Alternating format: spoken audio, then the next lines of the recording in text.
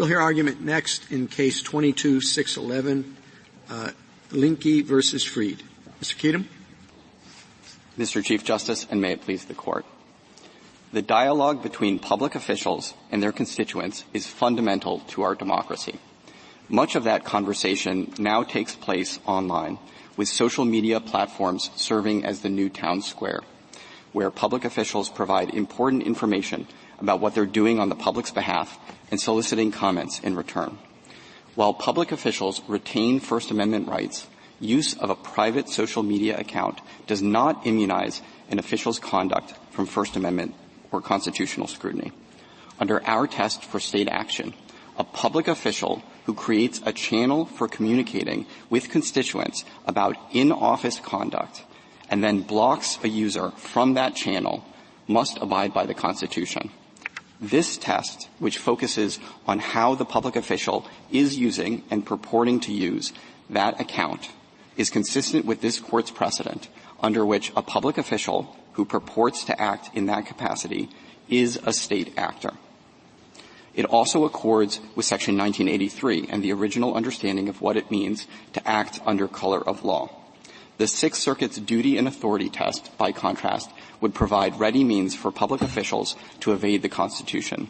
Here, for instance, it would mean that the city manager would be free to block from his Facebook page any constituent who is a member of a disfavored race, religion, or political group, free from constitutional constraint. Our test avoids that result while still leaving ample room for public officials to communicate in their personal capacities. I welcome the Court's questions.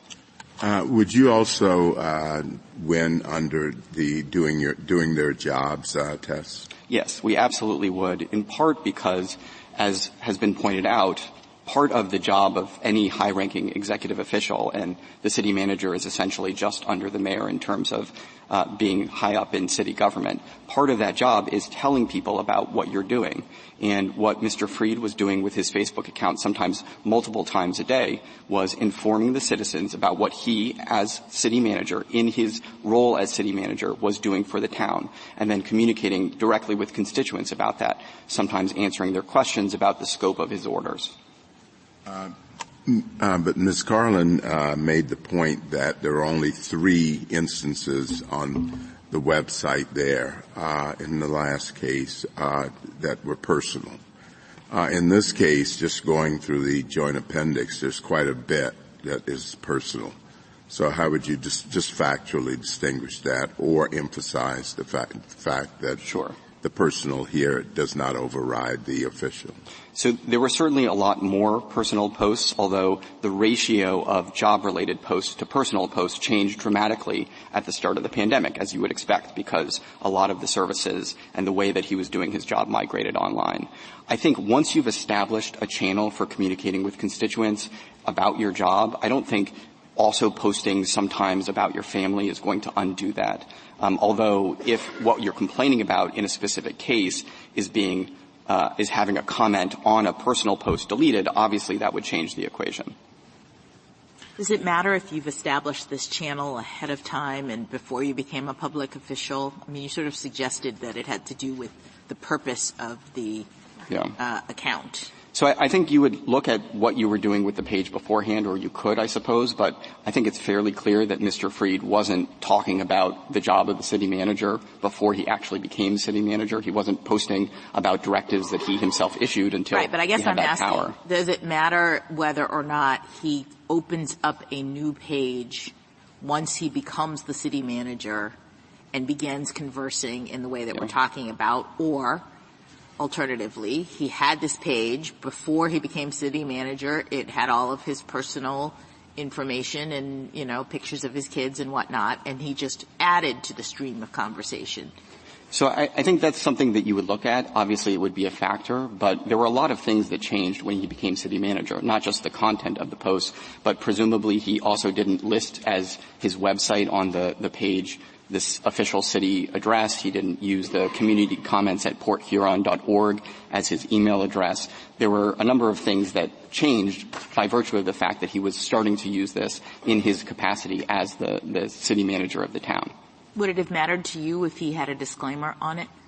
So I think It probably wouldn't get you back over the line into personal use, in part because of the way that he was using it to make certain announcements and issue directives, information that you wouldn't necessarily be able to get anywhere else. And certainly there was no other place that you could go to interact with the city manager. Now, it would have, I think, been something that they could argue that he was using this in a personal capacity, but I think the disclaimer would have been substantially overridden by the way he was actually using the page. Just to be clear, if the page had not been created until he became city manager, would the case come out the same way? Should it come out the same way in your view? It would, although perhaps it would be even clearer than it already is. It would be, okay. What if 95% of the posts are personal and 5% of the posts involve a discussion of his work? So it would obviously be a more difficult argument for us to make, but I would still be here certainly as my client's attorney telling you, look, if there's only one place to go to interact with the city manager about directives that he himself had issued, the fact that he posts a lot about cats or whatever personal thing he wants to post about, that doesn't change the fact that if you get blocked off from that page, you're suddenly losing access to a lot of information. So if it's entirely personal, but once he slips and he talks about his work, that changes it? I think it does, because it's not really being established as a channel of communication. It's a little bit like running into someone at the grocery store where maybe they let slip some information about the way the government is working.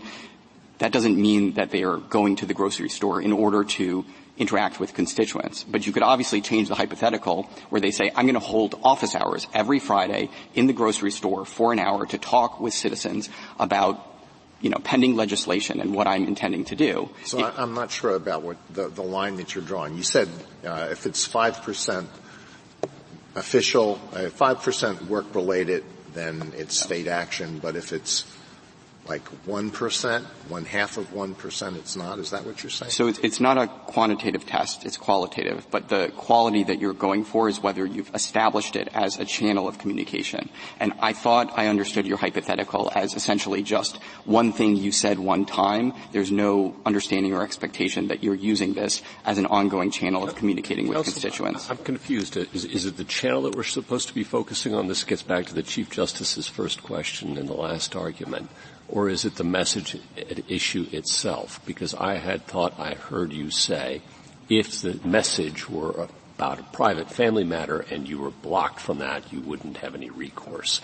So which is it? Is it the channel or is it the message? So I think in part it depends on what function you're complaining about. If your complaint is you're being blocked from access to the page, then it's the channel that matters. It's the entire page and your access to information.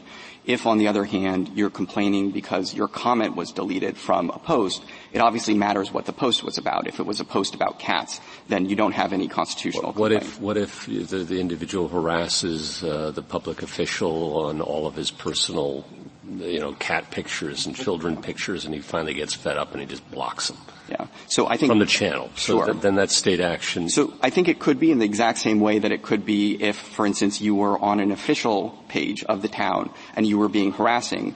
At some point, No, all the harassing in my hypothetical has to do with cats. No, I understand. The commenter hates cats. Sure. And maybe he hates your children too. I don't know. But if I block a person for that at some point, even though it's all my personal stuff, that's state action. So I think, again, let's say, in official town pages, all the time they say, here's someone enjoying themselves in the park. And let's say you posted something. I understand you want to change the hypothetical. I get it. I get it. But just answer mine if you want. Sure. So the answer is there still would be state action, but it would probably easily pass the First Amendment, and especially with the qualified immunity overlay, it would be a very easy case. There would be no problem. Yeah, but there's litigation. I don't want to interrupt. No, please interrupt. Once it's state action, then there's an issue. And I guess one of the concerns I have about your position and just the line drawing is to define doing your job as talking about your job is really quite all-encompassing, really, because a lot of elected officials I've been around love going to the grocery store and talking to people after church, and that's where they learn things to help them do their job better. And they're thinking in their mind, yeah, I'm going to church, I'm going to the grocery, but I'm also going to pick up things. Yes. Or going to the game, or going to the high school football game on Friday night, and I'm going to see a lot of people, and that's going to help me get my finger on the pulse of the community about whatever issue it might be. And I understand that, but I think that's what the distinction between talking about your job, which you might do at the grocery store, and establishing a communication with constituents about your in-office conduct, which is something that happens on an ongoing basis. So the two key words I think you used there were establishing and channel. And I don't know what it takes to, quote, in the brick-and-mortar world to establish a channel, but if you have a regular pattern of seeing a group of people. I want to meet at my house with old friends regularly to talk about what they think's going on. So I think in the community for purposes of helping me figure out what legislation to propose as a state rep, say. I think there, if you were just issuing an invitation to your friends, that's very different than issuing a general invitation to everyone in the town, all your constituents, who you basically say, I will interact with anyone who comes, but according to my friends from the other side, you could essentially say, but only the white citizens of the town are invited. Right. But it goes back to who you want to include and who you want to exclude, I guess, and I think elected officials and appointed officials rely on groups of people who are supporters, friends, people they've known, people who are fair-minded, not people who are just going to come and scream at them, to get advice, thoughts, including negative and critical thoughts. But they want to exclude, the person who's the jerk who's going to interrupt the whole thing. So I think it's easy sort of on the extremes where either you're just inviting an old friend or you're inviting everyone in the town because they're constituents, which is essentially what Freed was doing.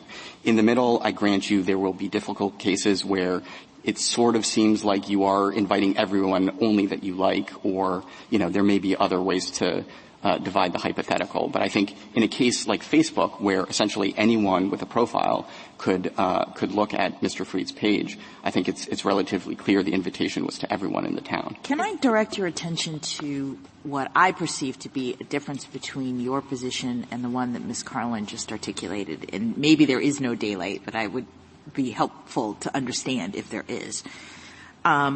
You've said repeatedly here that this is about whether or not the page has been established as a channel of communication, which sounds to me like a species of the appearance. We are looking at this page and we're seeing how it operates.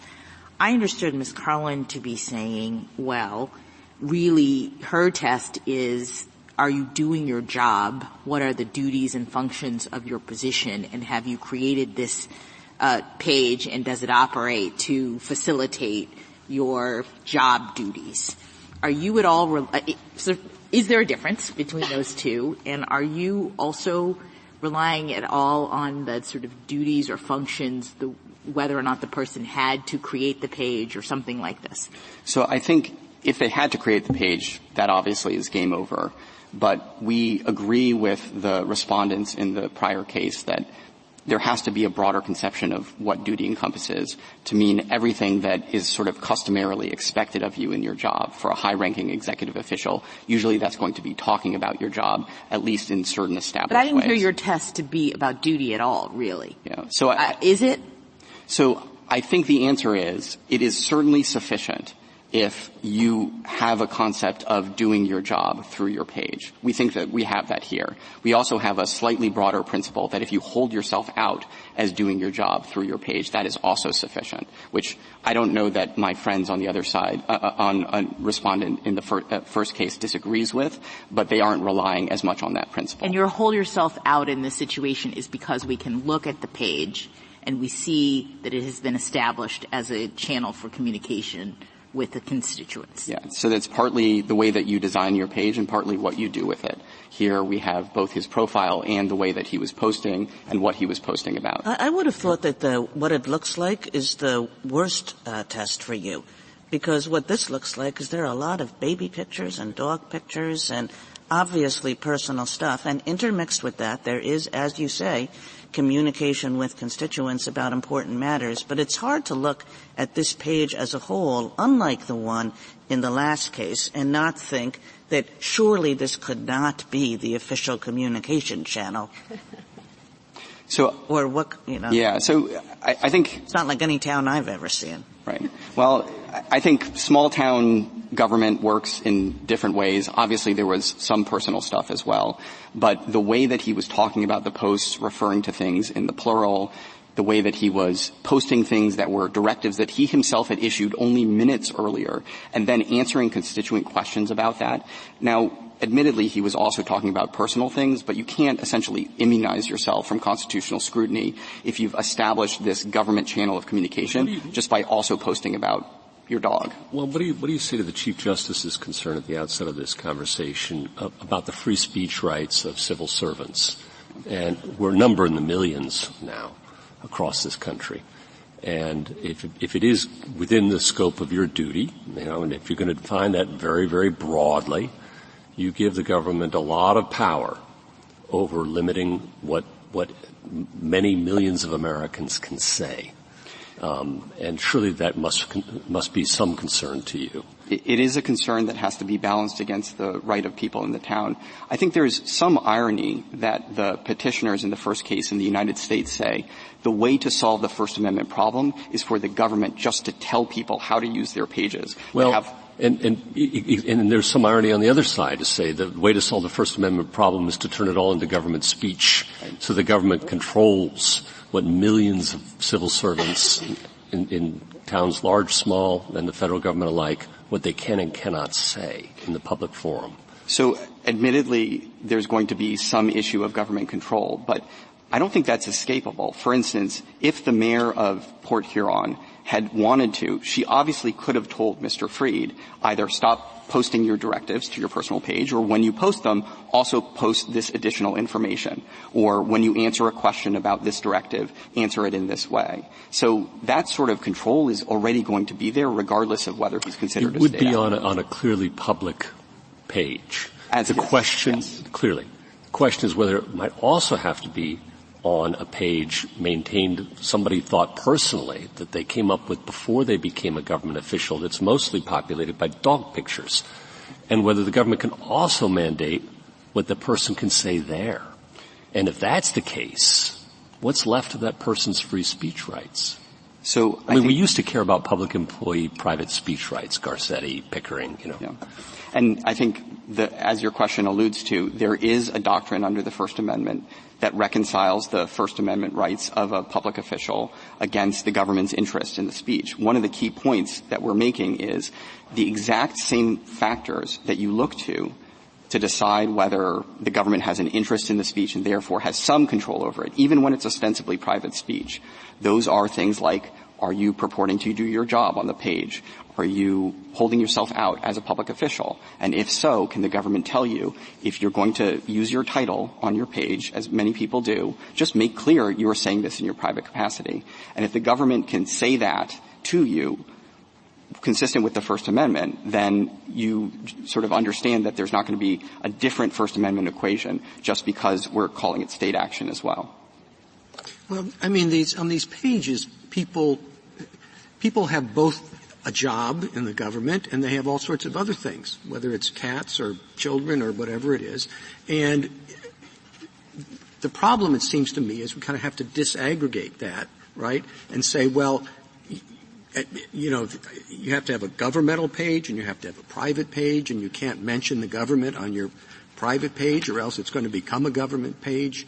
And as I understand it, you basically say if you've got 5% government, then we, the government, can basically say the whole thing, even if the rest of it is all about your children and the dogs, that's ours. And if we don't like little dogs, we can say, you can't put pictures of little dogs on there.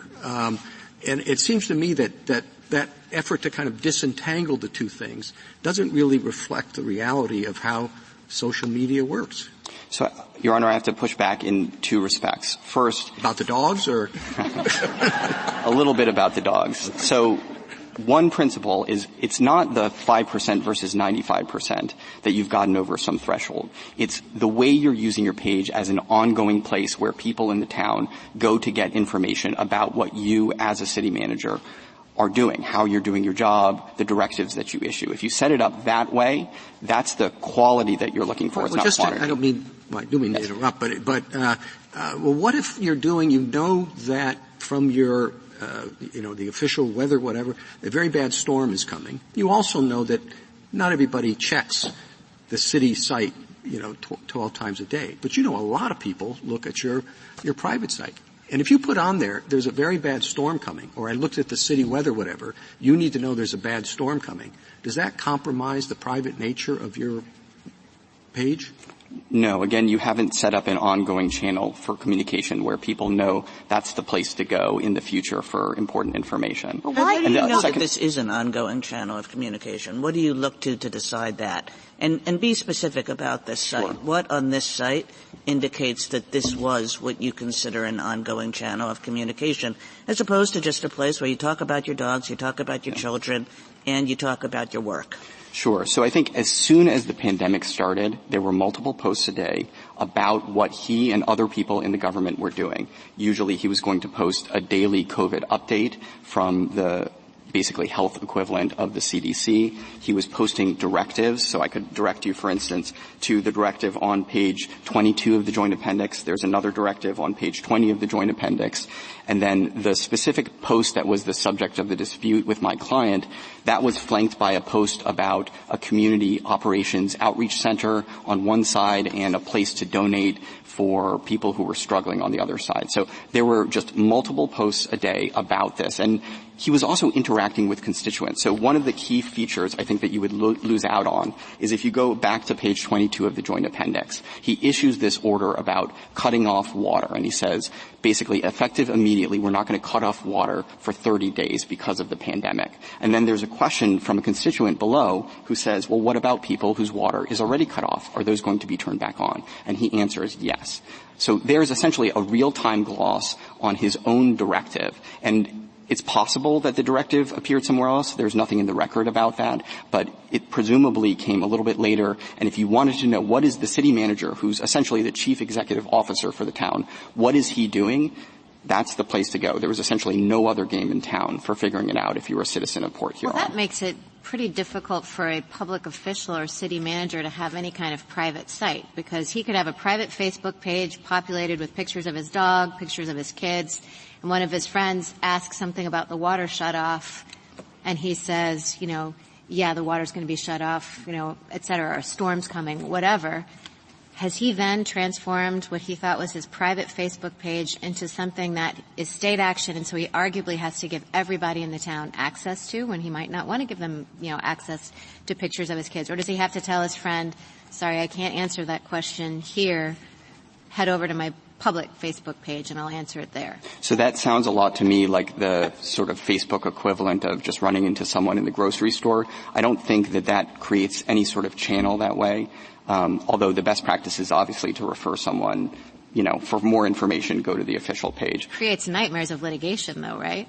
So it could create nightmares of litigation. I think literally whatever you say here, unless you essentially say nothing that happens over Facebook is going to ever be state action, which I don't even now take any of the parties to be arguing.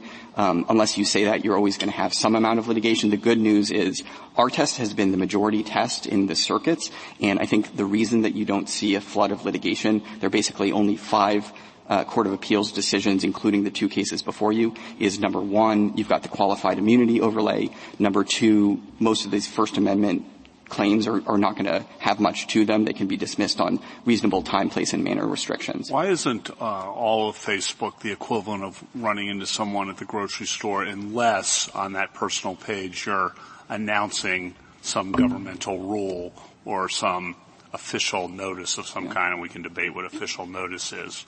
So I think Facebook, as this court has said in other cases, and all of these social media platforms are incredibly powerful in a way that running into someone in the grocery store is not. This is not just an incidental place where you happen to receive speech from someone. In the olden days, if you were a public official and you wanted to communicate with the public outside of formal channels, you probably would have had to walk out of your office, maybe find a payphone if you remember what those still were. And it would have been very difficult without the use of your staff to communicate to the public in any sort of broad way. These social media platforms make that basically instantaneous. You can cast as wide a net as you want, talk to everyone in the town. You can talk specifically to individual people. They are just incredibly powerful in a way that I don't think that just the happenstance of running into someone in the grocery store is. I think the better analogy, if I may tweak yours, is essentially just saying, I'm going to post my private phone number. Everyone in the town can give me a call if you have problems with your leaf collection. Oh, but by the way, only white citizens are allowed to use this phone. I think that would also be constitutionally problematic, even though you were using your own private phone number. Thank you. Justice Thomas? Justice Alito? Justice Sotomayor? Justice Kavanaugh? Justice Barrett? No. Justice Jackson? Just one final question. I guess I don't understand why this test that you have articulated doesn't require the sort of post-by-post analysis. Because I appreciate that you say that this is an ongoing channel of communication because we have some posts that give the kind of information and ask for public feedback, but you also concede that we have other posts, a substantial number of other posts that are private.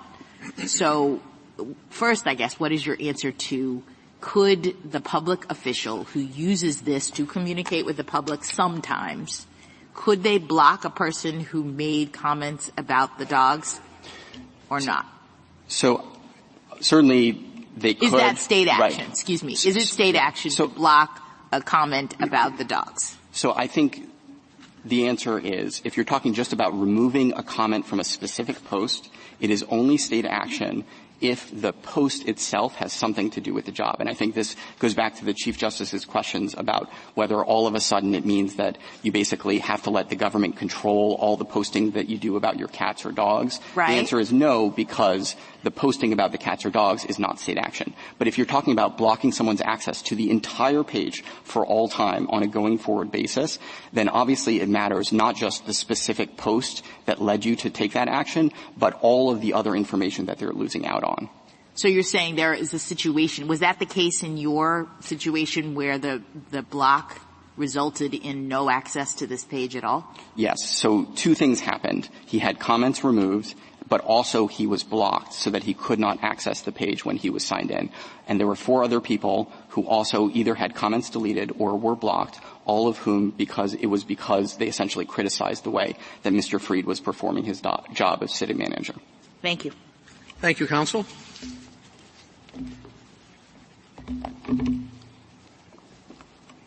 Ferres? Mr. Chief Justice, and may it please the Court. This country's 21 million government employees should have the right to talk publicly about their jobs on personal social media accounts like their private sector counterparts. As this Court addresses the question presented, this Court should adopt the Sixth Circuit's duty and authority or state official test because it complies with this Court's precedent and requires that a government employee is either exercising power possessed by virtue of state law or made possible only because he is clothed with the authority of state law. Petitioner wrongly advocates for an inherently subjective test that divorces the state action inquiry from state law. Petitioner's test will result in uncertainty and self-censorship for this country's government employees, despite this Court repeatedly finding that government employees do not lose their rights merely by virtue of public employment. James Freed's Facebook account is the perfect example of the danger of Petitioner's test. Mr. Freed opened a personal Facebook account in 2008 as a college student at Indiana Wesleyan University. For 12 years, he built up the account to interact with friends, family members, and colleagues to talk about his passions and interests, including his wife, daughter, his dog, his work, and his favorite Bible passages. As he had done for over a decade while operating the account, in 2020, Mr. Freed made a private choice, like any other Facebook user could do, to block Petitioner and delete Petitioner's comments from the page. After being sued, Mr. Freed deactivated the page and stopped speaking to his family and friends and the public on Facebook because he did not want to lose control over his own speech by the threat of state action. Such self-censorship for government employees will not only have a negative impact on government employees themselves, but as society, in addition to society as a whole, as the voices that may advance knowledge and the search for the truth will be silenced. I welcome the Court's questions.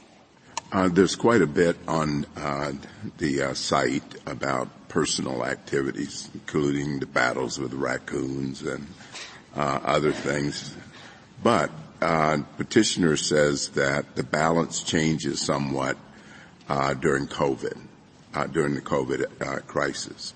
Would you react to that, and whether or not that sort of episode is enough to convert this into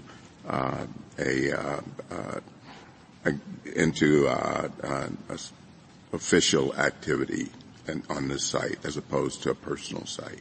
Yes, Justice Thomas. So when you look at from the joint appendix from 15 to 24, you can see that from the time that COVID started in March of 2020 through the day that the post in which Petitioner claims he was then blocked and deleted, Mr. Freed only makes 14 posts. And just to give some context to that, from March 2019 to May of 2020, he made 451 posts. He was very clearly a very active Facebook user. And in those 14 posts... Before you go on, the COVID activity, though, is that, would you consider that government speech? No, Your Honor, and he had no duty or authority to be the COVID spokesperson from the county. And when you really look at those 14 posts, all he was doing was resharing information from other sources, and most often, in only 2 instances, was it the city of Port Huron. There were other nonprofit entities, there was other government agencies that weren't the city of Port Huron. He was sharing information just like your neighbor might have done on Facebook, like anyone else during COVID. So nothing changed during that COVID time period. How wasn't he inviting the public to comment on his performance as a public official? Your Honor, no. There was a spot that people could comment, and sometimes people did. And as my friend on the other side noted, that he sometimes would give the answer if he knew it. But so you're claiming that this site was in fact not a site for, not an open square site where he was sharing business work information on a regular course. He did. Or soliciting comments on a regular course. No, Your Honor, and you can see in the record that oftentimes someone would ask a question related to the city, and Mr. Freed didn't respond. So if he had the duty to answer the town's constituents, which he's an employee. So now use the definition of duty and authority that both the Solicitor General and the other case has done. Tell me how you fit in within that broader definition. I know how you fit in within the Sixth Circuit. They ruled. Address the way they defined it and tell me how how this case would come out under their broader rule. Sure, Your Honor. Assuming its duty includes duty to communicate with constituents that you have either custom or whatever, and authority includes the authority to bind the state in some way, or to do this thing. I'll start with the Solicitor General's test because I think that's the easiest. We would very clearly win under that test because this is a personal account. The login is jamesrfreed1@facebook.com. But they went past that and said it depends on the nature of the message in some. Your Honor, yeah. I don't think that the Solicitor Well, they General said if you use the account for all that personal stuff and used it for notice and comment on a rule, that would be a business account. Correct. So the message there, you have to look both contextually, or the channel, and you have to look also at the message. Your Honor, I agree with that. I would say that if Mr. Freed used the Facebook page, they decided to host a city council meeting in his on Facebook Live during the pandemic, then during that period of time there may be state action in that case, and I think that's where the notice and comment comes in because the city council meeting inherently has a right to access to the public. They're able to come for public comment. But if you looked at it, if they did that in his backyard and he opened up his backyard to the city council meeting, while there may be state action during the city council meeting, I don't think anyone would dispute that. He doesn't have to let everybody. The government does. The government, and I understood the government's position to be that if they had the city council meeting in their backyard, and maybe I'm mistaken, that it's a property thing. if they have it on the farm or whatever. Your Honor, my understanding of the Solicitor General's test is that the property is heuristic, and that if it's personal in and of itself, then that's pretty much always going to go to the government employee. But I'll let the Solicitor General also answer for herself, but that's okay. And I think the biggest problem that we have in this case is that without this type of bright line rule, we're not going to give government employees, when we're not looking to anything objective, we're looking to petitioners' subjective criteria, there is going to be an influx in litigation, and government employees won't know when they cannot, when they can talk about their jobs on social media, which we know from Lane is their right to do. I think I was just going to say one clear rule would be if it's the only place they can go and you're talking about governmental activities, that's the place to go. That's government speech. In other words, here perhaps the significant characteristic is that there wasn't any other place to go, right?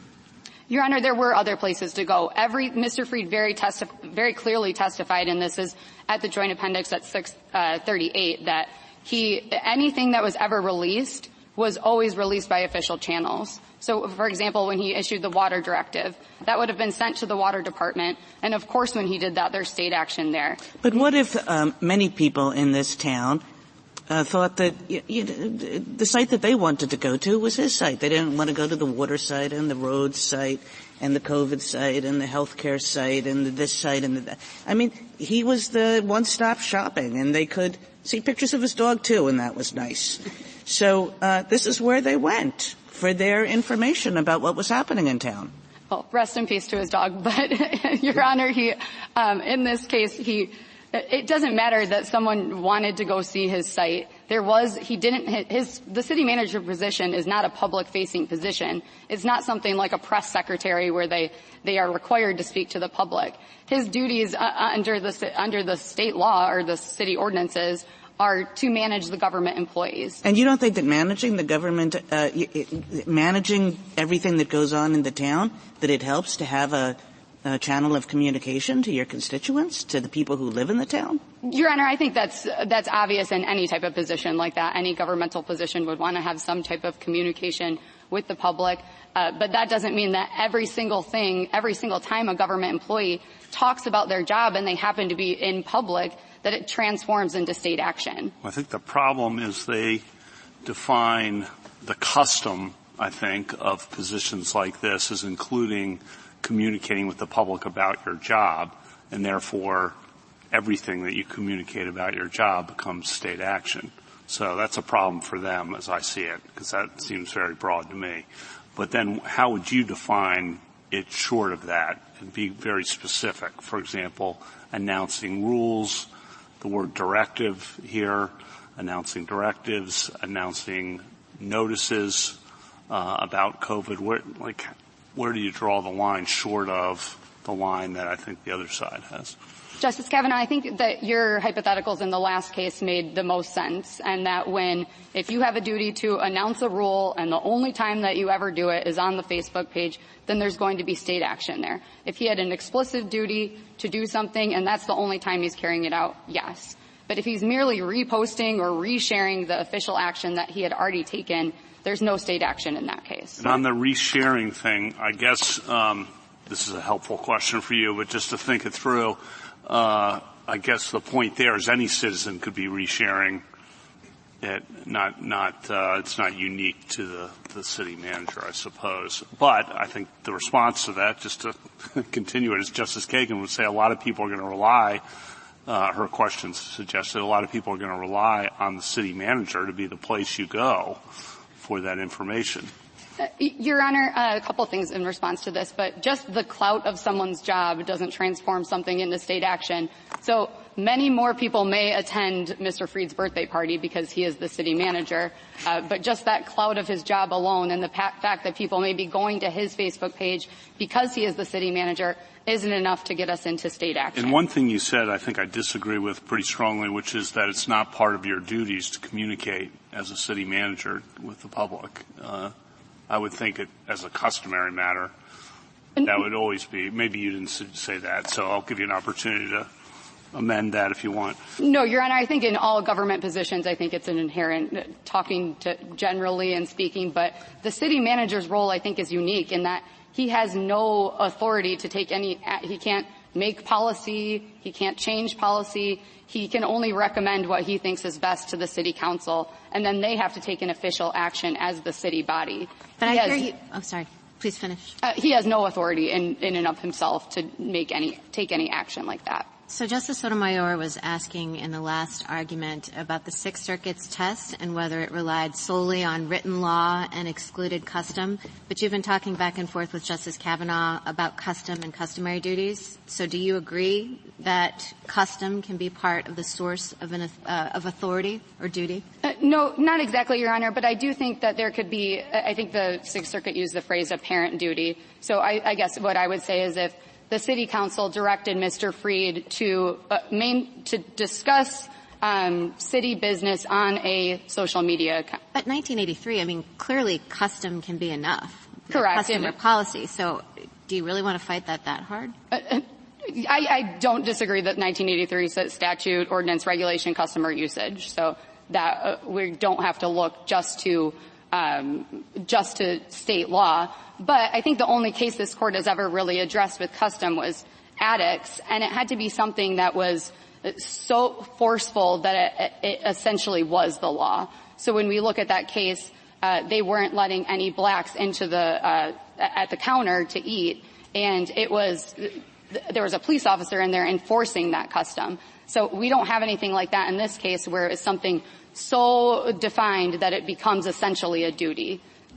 But why, I guess, I understand your argument to be with respect to the need for some sort of clarity, bright line. The public officials have a First Amendment right and they need to know when they're going to be able to exercise it. I appreciate that. But I guess I thought that we had a line of cases like the Pickering and Garcetti cases in which those kinds of issues were taken into account and the court did not choose a bright line test. In other words, in the Pickering scenario where the public employees are trying to speak on matters of public concern and the government doesn't want them to speak, I suppose the court could have adopted some sort of a bright line as to when are you speaking in your public capacity and when are you not. But we said that it's a practical inquiry, and that the listing of a given task in the employee's written job description is neither necessary nor sufficient to demonstrate that conducting the task is within the scope of the professional duties.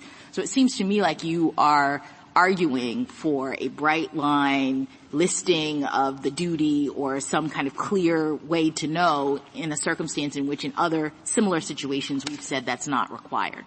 Your Honor, I don't think it's only looking at the specific duty or that bright line, but I think what I mean when I say the term bright line is that there's some type of objective indicia of the duty and authority. And where the Sixth Circuit, I think, was correct in saying that, you can look whether government employees are helping the person maintain the page, if government funds are used, if the government page is owned by the government, if once, in Mr. Freed's case, if once he leaves the city manager position, if then the next city manager is going to take over that account. So these are all objective indicia. Would you include operation, how it functions? The other side says you also look at what's actually going on the page. Is that a part of the test for you or not? No, Your Honor, I wouldn't include function in the way that they do. I would look to whether there's duty and authority, because that's what this Court's precedent in state action has required, that you're exercising some type of rights and responsibilities made possible only because you have the authority of state law. That seems to me not adequate at all. But every elected official tells me that they're on duty 24 hours a day. And so if they are, during that 24 hours, creating themselves and posting the Facebook and doing all of the communications they're doing, why isn't that state action? If you're using government resources, you're a government resource. You're a government employee. And if you're claiming you're on duty 24 hours, then you are. And you are using a state resource. So it can't be as limited as you say. Your Honor, that would violate the government employees' First Amendment rights, because we know from Lane that government employees have the right to speak publicly about their jobs. Even in so the question is on what topics, and the issue becomes, as I think your other side is arguing, are you using this as a channel of communication with the public for you to be able to do your job? That's how they want to define it. Yes, I'd agree with that, Your Honor. That's how. Right. That's what they're saying. But yes. I don't know what's wrong with that if your position is that the state stops you from using it as an official page.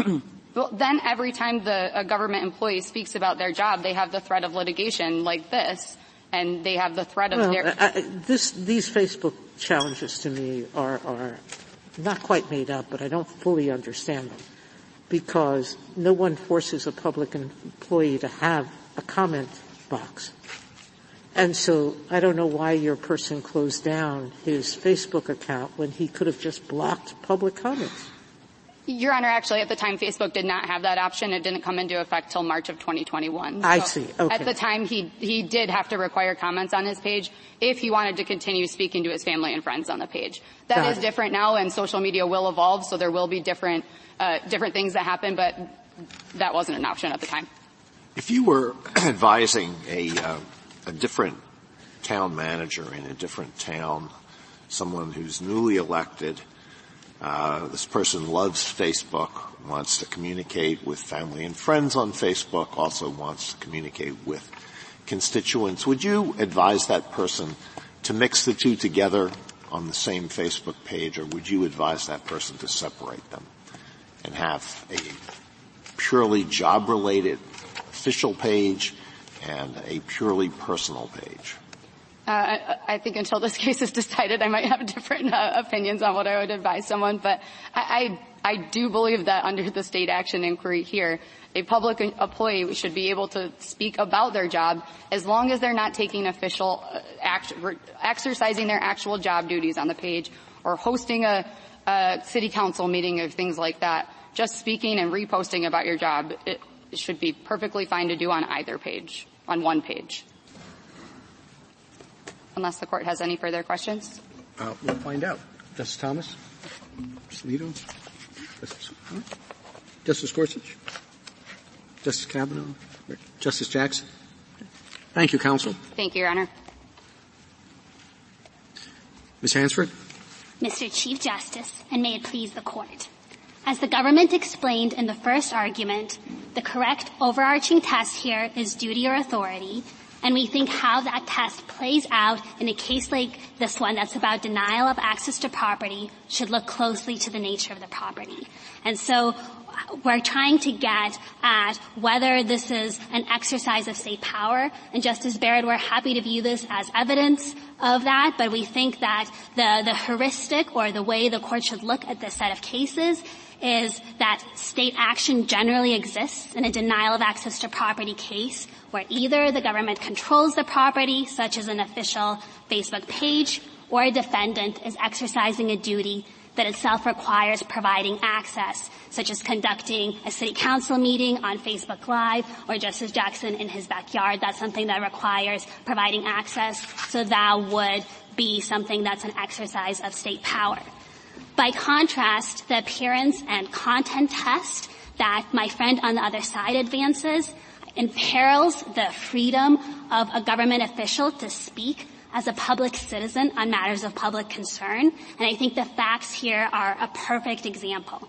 Mr. Freed posted on Facebook on his own time on a page he had created long before. He didn't use any government devices. He didn't use government resources. And still, because like most people on Facebook, he was talking about the pandemic in March of 2020. And because that overlapped with the subject matter of his job, my friend on the other side says that became state action such that constitutional constraints applied, such that he was required to allow comments he disagreed with or people he found creepy.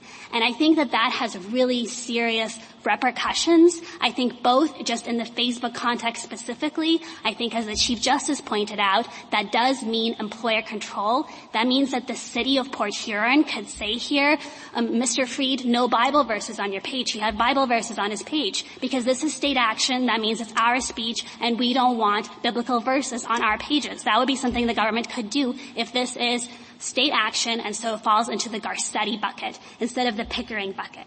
And I think it also has major repercussions for the physical world, because if appearance and content can convert something using purely private resources that has no government ownership into state action, that means that when Mr. Freed goes to the hardware store and maybe he's wearing his city manager pin and he's talking to people, those people have access to the government in that instance because he's knowledgeable about that material.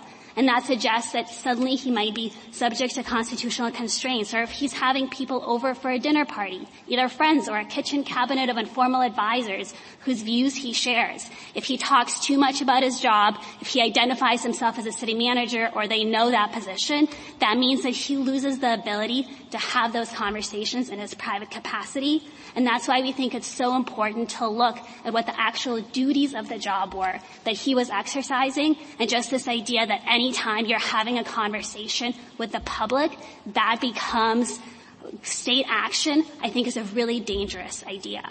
And to look specifically at what Mr. Freed's duties were in this case, Justice Kavanaugh, I think different city managers might have different roles, but Mr. Freed's role, which is set out in Section 2013 of the City Code and C-5-1 of the Charter, is really not a public-facing role. He reports to the City Council. He issues administrative directives. He manages other officials. I think if you look at that set of duties, it's clear that he is not the person who is in charge of communicating to the public, and I think that's another way that my friends on the other side, a position on these facts is so extreme. In the physical world, practical limitations severely limit the ability of government officials to move what look very much like government events or functions onto private property. And so your property-based rule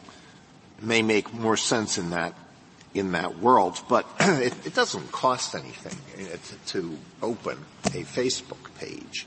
And so to make so much turn on who owns the Facebook page seems quite artificial. If the mayor of a small town could have everybody could have what looks like a quasi-public meeting on the farm.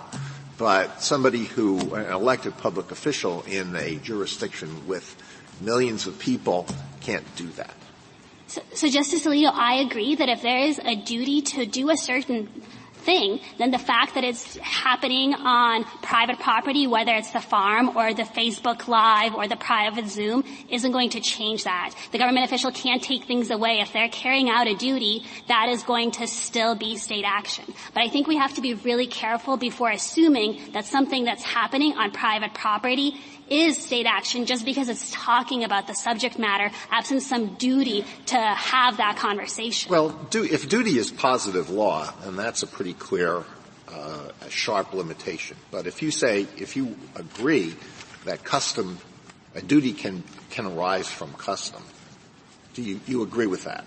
I agree with that, but in the narrow sense, the Atticus sense of custom that has the force of law. That's how this court has defined it in the 1983 context. So when there's such a strong norm in a town that if you allow your diner to serve racially diverse groups, like the facts in Atticus, unsegregated groups, the sheriff will come and will beat you up, and there will be negative repercussions. I think that is the form of custom. I don't want to be too rigid on how I define. Communicating with constituents is not a strong enough custom for elected public officials.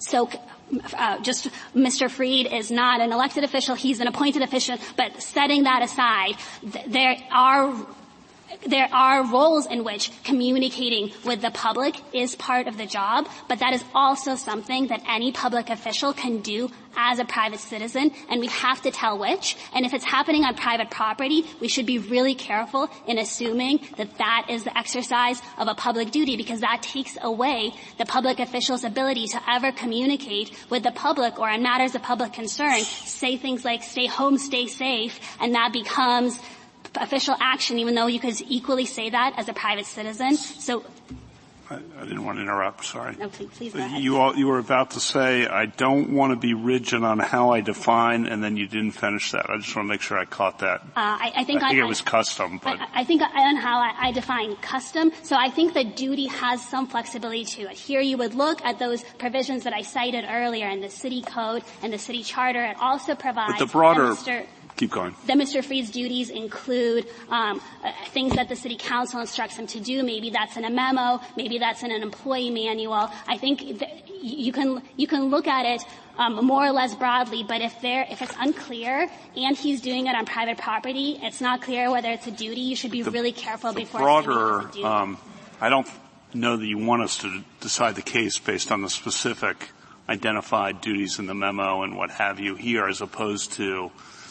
I think the broader issue is, for a lot of elected and appointed officials, part of their customary duties are to communicate with the public. But that would be, from your perspective, a mistake, a pretty big mistake, to define state action by reference to that customary duty, because that would swallow the whole thing.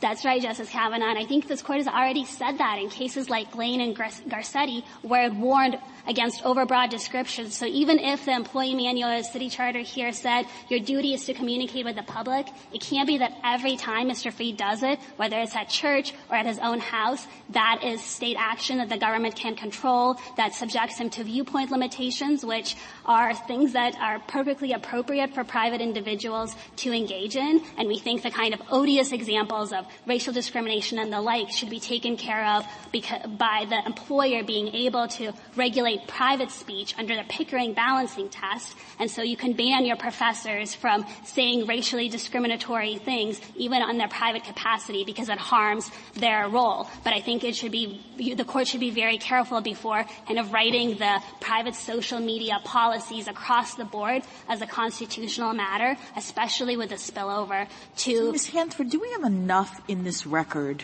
to really confidently say that the Facebook page here is private property?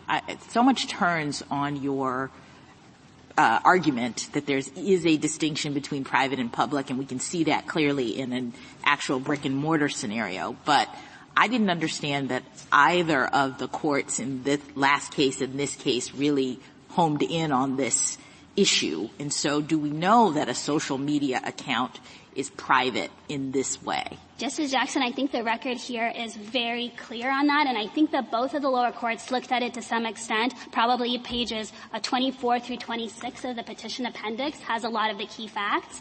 But here, there is no use of government time. There's no use of government resources. Mr. Freed didn't even use his. But what about the third-party aspect of this? We know that Facebook itself is operating in this space and controlling access and that kind of thing. Does that matter to your private analysis? So that only makes it, if anything, more private, that Facebook also had the authority to take down this account. We don't think that matters on these facts because Facebook didn't actually exercise that authority. The authority that was being exercised was Mr. Freed's ability to block. Thank you, counsel.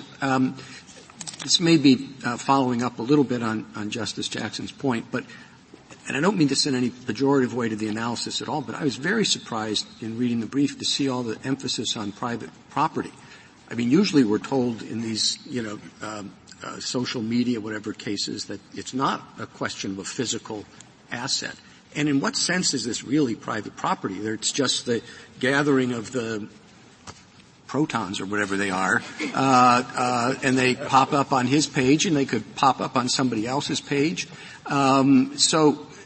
Is that, I guess, should I be concerned about the fact that we have this old concept applied to what we always say is some new phenomenon, and I'm not sure that it works in the sense that it's actually It's not Blackacre. It's a machine, and somebody else's machine can pick it up if you want. It seems incongruous to me. Mr. Chief Justice, this court has often looked to private property analogies, whether the property is physical or virtual, whether it's access to a public access channel in the Halleck case or the combined federal campaign in Cornelius. What the question here is a denial of access, and we're trying to figure out if this is an exercise of state power, and that you don't need any state power to block someone on Facebook. This is not a case where it's an officer wearing a uniform, flashing a badge, and the blocking is somehow more effective because you're an officer. So we think the analogy is fully on point, even though it's virtual, not physical. Thank you. Justice Thomas? Yes, this is probably not relevant in this case, but looming in the background is the power of Facebook itself to block these accounts. And what's curious to me is that there's that elephant in the room, and we decline to discuss it in the context of private property, your approach. Is there any role for consideration of the fact that Facebook could also influence who's blocked and who's not blocked? Justice Thomas, as I mentioned to Justice Jackson, at most that's an additional reason to not find state action here, but we ultimately don't think that the fact that Facebook also could exercise control is important, because this is not a case where Facebook purported to exercise that control. I believe my colleague gave this example in the first argument, but it's like if the government rents a ballroom for an official meeting and then excludes someone from that meeting, that is exercising its governmental authority as the entity that's controlling that ballroom for this period, even if the hotel could say, oh, this whole meeting is too rowdy, we're going to kick everybody out. That may not be state action on the hotel's part at all, and I think the Facebook's role question is a lurking one that we don't need to address here. But here, where when the owner of the Facebook page or the controller of the Facebook page is the one that's doing the blocking, I think you can focus on that person's control, even if it's not the full bundle of property rights, but just the ability to exclude for the temporary period until Facebook vetoes it or kicks them off entirely. Justice Alito? Justice Sotomayor?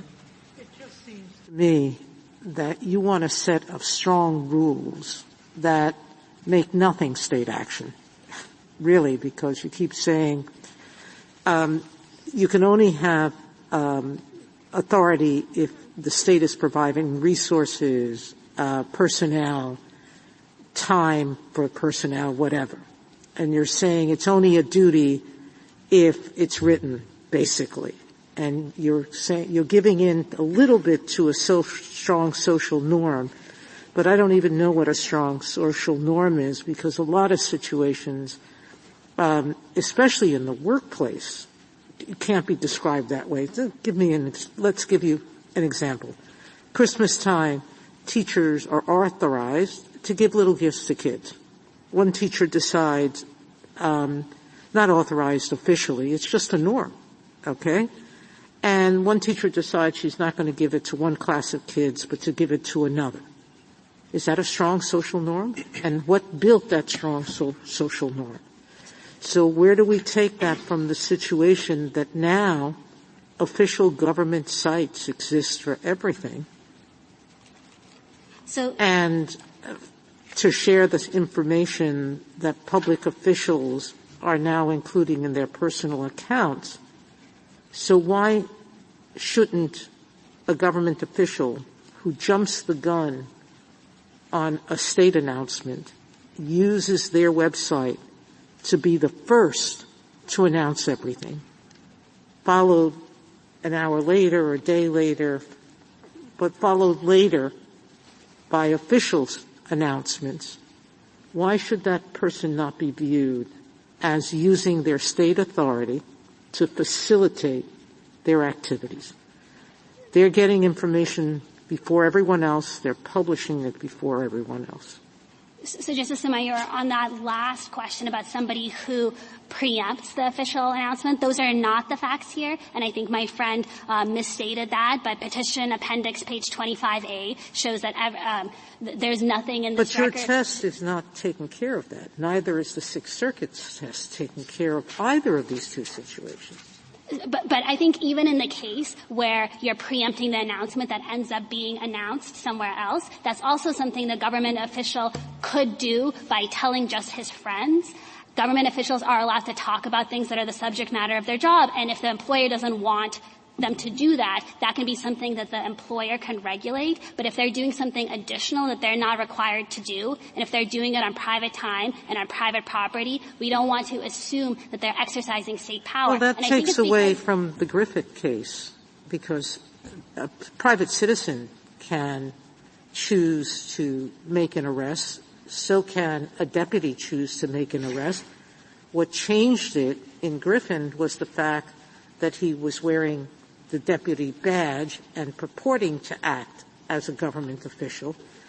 Similarly here, he's disclosing information that's private to his job, and using this site to make people realize or believe that he is performing a social function by being the first to give them the news. So, Justice Sotomayor, when you're conducting an arrest or ordering somebody to leave, exercising governmental authority and appearing to be exercising governmental authority changes the nature of what you're doing. It's giving you additional power that a private rent-a-cop does not have to obtain compliance. And so we think the analogy to the Griffin case would be if Mr. Freed went on Facebook and said, by the authority of city manager, I hereby order everybody to stay at home under penalty of fines. And then the fact that he appeared official, and that might matter, but that is not any of the facts here, and that is not the power that is being exercised by blocking someone. Just talking about things, as Your Honor's opinion and Lane makes clear, talking about your job is not something that the state has a monopoly on and that government employees can only do in the official capacity. That's what makes these cases hard, and that's why we need to figure out if the official is speaking as a private citizen or not, and we think that if it's happening on private property, on private time, you should be really careful without a more specific duty to infer that. But just the one last point, the duty doesn't need to be spelled out in minute detail. In your case about the teacher's job in the classroom is to teach and mentor her students, and if she's doing those things in the classroom, the fact that handing out gifts is not specifically delineated, I don't think is going to make a difference. I think that's also probably true of Justice Kagan's example of the road closures. If the duty is to provide information in emergency situations, the fact that it doesn't say provide information about road closures as a specific thing doesn't matter. The means don't need to be spelled out. It's still part of the duty. But if this is just general speaking about the pandemic, before you take that away from a public official as a private citizen, you want to be really sure it's part of his job by looking at something more specific, and we just don't have that here. Justice Kagan? Ms. Hansford, take this as another version of the Chief Justice's question about the apparent, let's call it archaic nature of your test. And I guess what strikes me about it is that, it's hard to predict the future, but change has happened very quickly in the last however many years and is going to continue to happen. And part of that change is that more and more of our government operates on social media. More and more of our democracy operates on social media. Public discourse, this is the forum for officials to talk to citizens, for citizens to talk to officials, for citizens to talk to each other, and it is becoming increasingly so.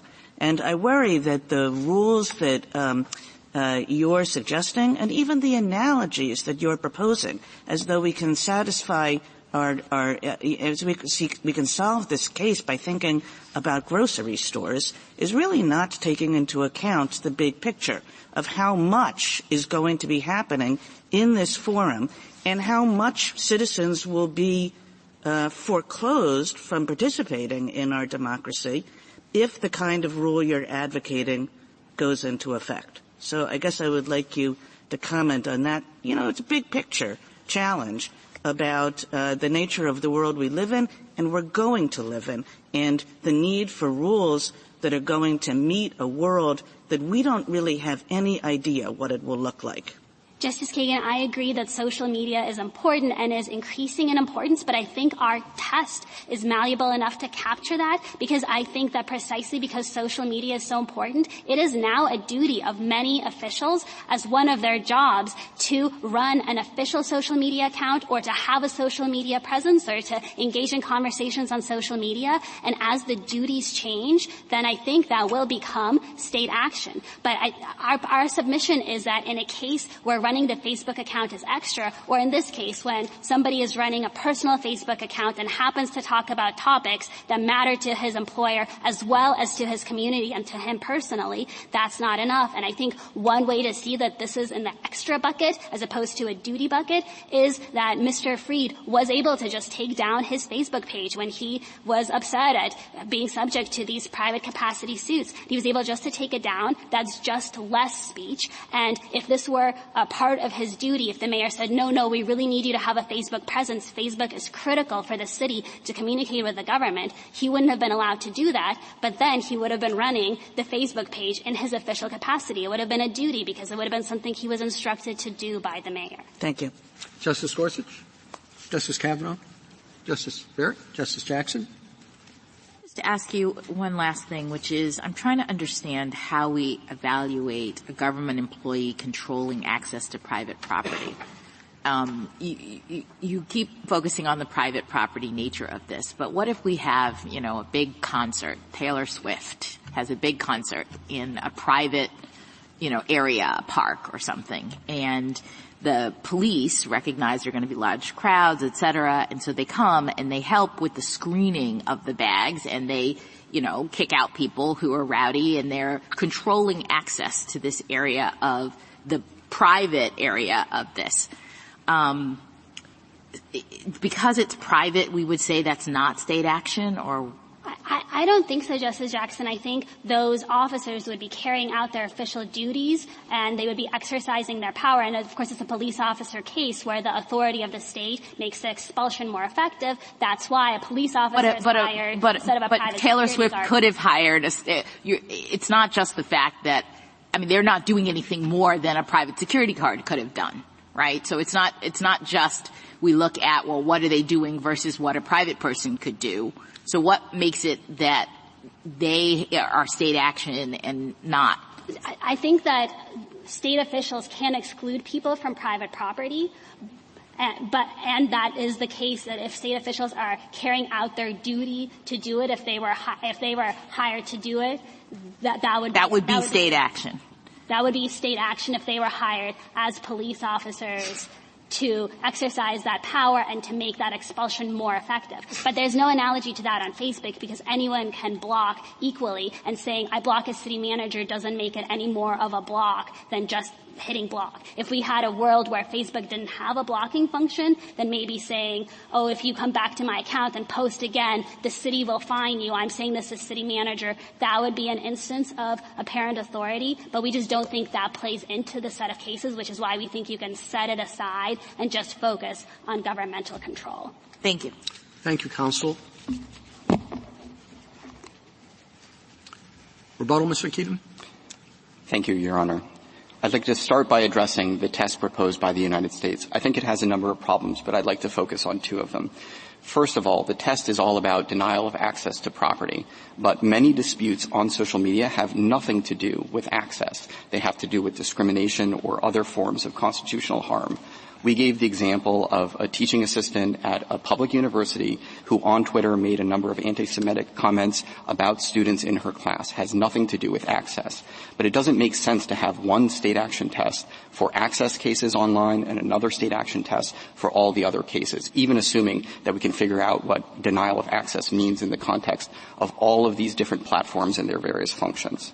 And second, the test proposed by the United States is an obvious doctrinal mismatch because it relies on cases about the use of private property, which, because it's private property, It has some governmental involvement, but it has to be pretty extraordinary to overcome the very strong default presumption that private property is just not used for state action ever.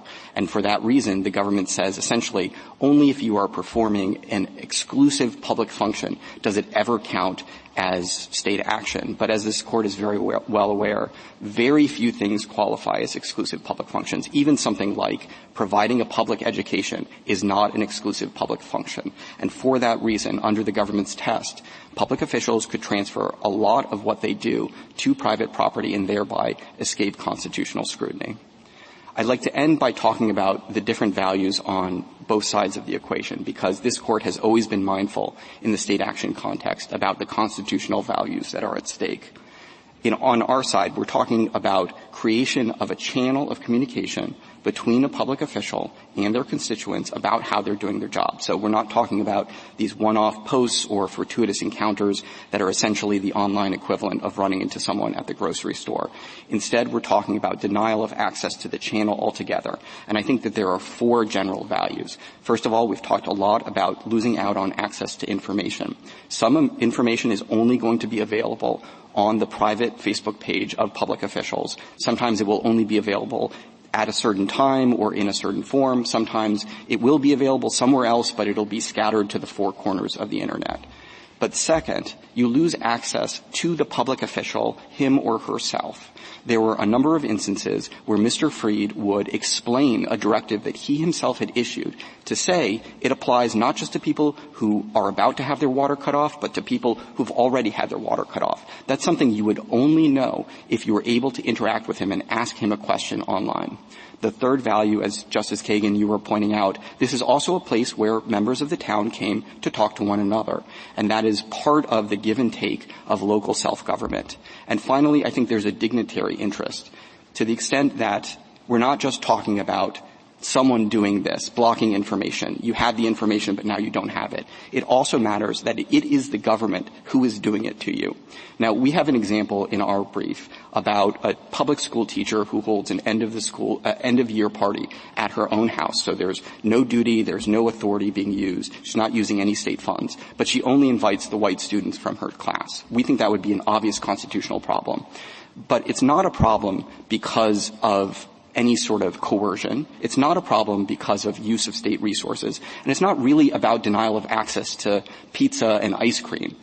Really, it's a dignitary harm that it is someone from the government treating you in a particular way that you should not be treated. And that's, I think, something that gets lost when you don't take account of the fact that he was holding himself out as the city manager, establishing this channel, talking to citizens in that capacity.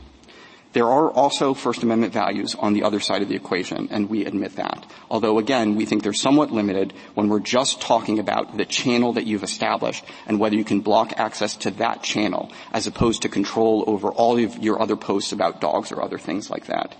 I think to a large extent, the other side undercuts their own First Amendment argument when they freely admit that the government as employer could basically tell them to do all of the things that we say they should have done in the first place, namely establish a second Facebook account where they just talk about their job, or at the very least, if you're going to invoke your title, then make clear when you're talking in your personal capacity and make clear when you're talking in your professional capacity. So to some extent, they're already undercutting their own First Amendment rights. But we do admit that if you establish a channel as a public official purporting to be a public official, you do lose some amount of control, and you will be subject to First Amendment scrutiny. A lot of times you can still block people for various reasons. But we think that, as Justice Scalia put it in his concurrence in Doe versus Reed, criticism is traditionally the price that we have been willing to pay for self-government. Thank you.